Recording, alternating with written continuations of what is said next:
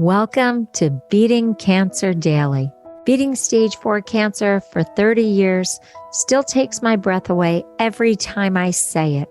I'm Saranne, founder of the Comedy Cures Foundation, and I hope you'll join me for just a few minutes daily for the next 365 days so we may laugh, learn, maybe cry a little as we live our best days beating cancer daily together. How do you speak about your cancer? There are so many different metaphors, and it seems that there are camps of people and what terminology they use. It's fascinating that there's a huge backlash right now. When I was going through cancer treatment, everything was about being a warrior and fighting and battling and not losing. And now that's being frowned upon. It turns out that people are more opting for experience, journey, treatment. I never even thought about that when I was going through, that I was a victim or that I was a warrior. I just did it. But now I'm really understanding that that's putting a lot of pressure on people and that people are just supposed to be able to experience and process how they want. I didn't know any of this was going on. And I actually researched more about the militaristic language of cancer. And it turns out that it's attributed to President Nixon in 1971, declared the war on cancer, quote unquote. I think that part of the psychology behind adopting this war mentality was that Nixon had allocated, I believe, $100 million towards research on cancer. So a lot of hospitals and medical institutions started using that language as they built their fundraising and their grant requests. And that brought about all this language in the media and in healthcare organizations to adopt this kind of vernacular about going through cancer. And it really took off then. And again, in the late 90s and early 2000s, when I was going through it, that was really the language that we all used. I never even thought about it being inappropriate or too aggressive. So when you really think about it, you think about the word choices that we all used, it is very militaristic. Battle, enemy, war on, fighting, winning. Ooh, that is true. It was really aggressive. And look, some people might really want to adopt that and use all that lexicon right now. But it seems like we have the softer side of cancer happening. I'll tell you something. I don't care how you describe your cancer. I really like to focus on how you own it. So I try to help people with the language that they're using around their cancer in the sense of them thinking they can never heal or never find a miracle or never get well. So I'm just curious, are you aware of the language that you're using? I was very careful not to be fatalistic when I was going through. I was very careful to always keep open the possibility of a miracle, the possibility of healing. I think one of the things that I really used in my cancer experience, there goes the word experience versus battle, was that I really thought of it comedically. I would make my mind go to funny places with my cancer. So a lot of the language that I used about being on cancer treatment, being bald, having surgeries, going through radiation, had a lot of comedic tones and undertones to it. So I think that really shifted the way people interacted with me about my cancer treatment, because I really did find the funny side of it.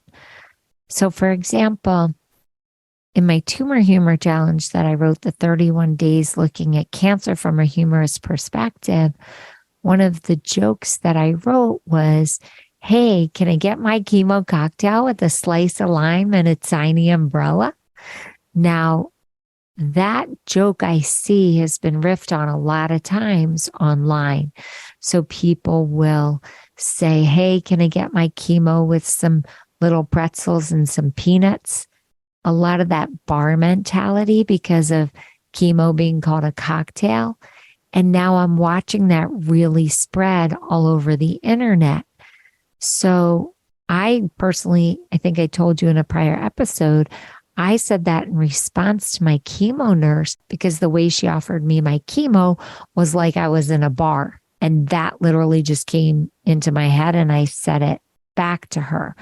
But even like some of the words just to describe your breasts, for example, boobies, that's a funny word to me, especially writing comedy, tatas. There's the more crude word, titties, but you know that rhymes with sh blank.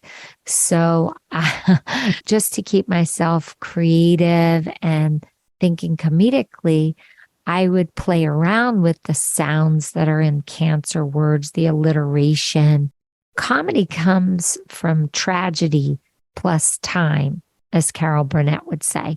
So if I can think about what's causing me the most pain, and then I can look for the humor in it, or look how outside of the cancer world that language is used, then I can collide them together. And at that intersection or that friction, I can find a potential comedy routine or comedy thought about it. And this was a bit of my superpower. Oh, it's such a fascinating discussion. I would love to hear what you think about it. What language are you using around your cancer? Are you being militaristic? Are you being more sensitive? Are you being forgiving? A lot of people use very victimized language about cancer. It's done to them. It's happening to them. It's beyond their control. I always try to help people feel more in control of the things that they can control, so that they feel more encouraged, that they feel more hopeful. But again, it's so individualized. Oh, I just thought of another word, bravery. There's a lot of bravery around cancer, which again goes back to this military idea. Something I find really interesting is that language around she lost her battle with cancer, because a lot of people are offended by that language because it looks like they didn't try hard enough. They didn't fight hard enough. And so a lot of people want you to say about their relatives, she died from cancer, because it takes away that concept of they didn't do enough to beat their cancer. They failed at cancer. So I think that's a really interesting point. So you have to be super sensitive about how you even speak about someone passing away from cancer. Now, I did read something at the Rogel Cancer Center at the University of Michigan Health, really went deep into the history of the military language of cancer. And one thing that I thought was super interesting was that they said this really isn't applied in other illnesses. When people talk about diabetes or heart issues, these military words aren't used. I really found that fascinating too. So Go to comedycures.org and let me know, after you observe the language that you're using, how you're using language about cancer and survivorship, and also if you want to change that and what you want to change it to. I'm so interested in this conversation. I hope this was a good story starter for you and that you really think about it and that you share it with me. ComedyCures.org, hit the record button or the write us button and let me know. Have a blessed day, and I'll see you tomorrow. I hope you guys know this, but Beating Cancer Daily is a listener and donor-supported podcast and community. So if you have some extra change, I'd love you to go to comedycures.org and make a donation today of whatever level is comfortable for you. And it will be tax deductible to the extent allowed by law, because Comedy Cures is a nonprofit 501c3 organization founded from my chemo chair, April 1999, and we've been going strong ever since. So please consider making a donation today and help our community and this podcast thrive. Thanks so much. See you tomorrow. Guess what time it is? It's time for me to read the disclaimer. Beating Cancer Daily and the membership circle are not in lieu of medical advice or treatment. They are for entertainment purposes only. Please consult your healthcare team to review your best strategy. Thanks for listening.